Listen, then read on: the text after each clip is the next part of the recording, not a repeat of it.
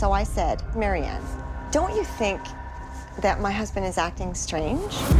And she got very defensive and said, how could you think such a thing?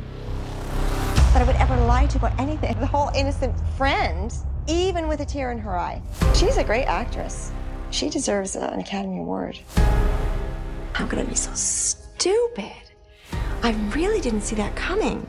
Did you really want to die when this happened? The fact that my friend knew that she was going to hurt my family but did it anyway, I have a hard time with that. I begged her, find love somewhere else, from someone else. It just isn't right. She never expected that in 10 million years. What did her best friend's husband have to do with it? She was really, really heartbroken. Was any of this revenge? I don't want to go into details of that because I don't think it's necessary. My own friend had an affair with my husband. I feel like I should have defended myself, defended my family, defended my marriage. I was like the child whose dog got run over by a car and nobody wanted to tell me. I remember so clearly my friend sat across from me with our children playing beside us on the floor, comforting me. She put her hand on my arm and said, I don't know where you find the strength. Marianne and I were good friends.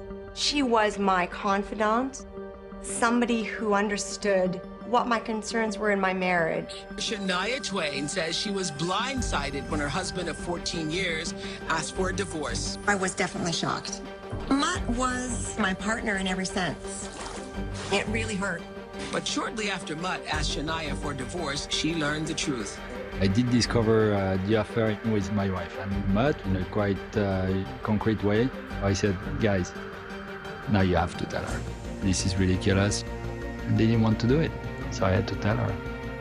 She gave them the benefit of the doubt immediately. You're wrong. I'm telling you, you're wrong. She's not having an affair with Mutt.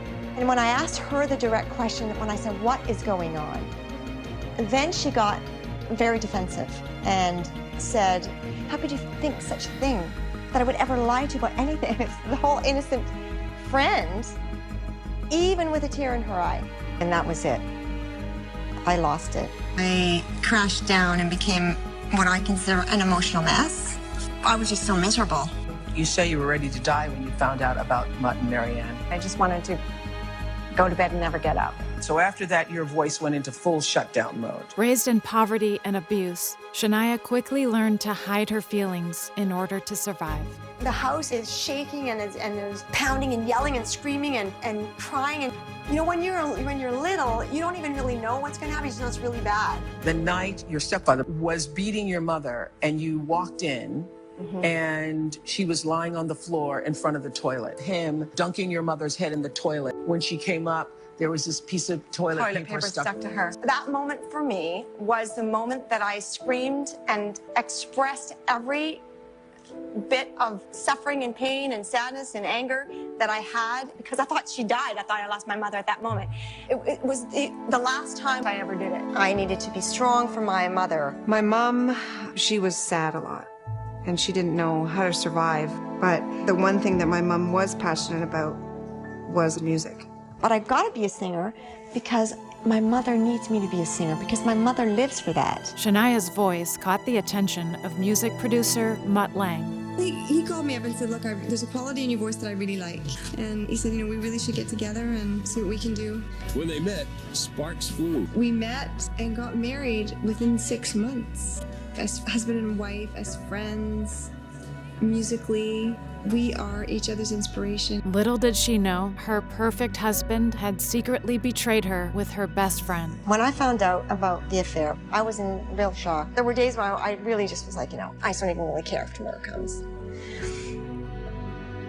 It was extremely, extremely painful. Just like when she was a little girl, Shania tried to be strong despite all her pain. All through my life, I've controlled how I've expressed my emotions. Not because I didn't feel them, I felt them very deeply, but I certainly suppressed how I expressed them. But burying her pain only made it worse. Well, my fears and anxieties throughout my whole life had been slowly squeezing my voice. And I started losing my voice, and I didn't associate the two together. The feeling you get when you want to cry, but you fight it and you get all choked up. It's as if now I permanently have that feeling. There was only one person who could understand Shania's pain. Were you as shocked by your wife's alleged betrayal as she was by her husband's? Yeah. Yeah, you were? I absolutely didn't expect it at all. The person to comfort me was Fred, because he's been through the exact same thing.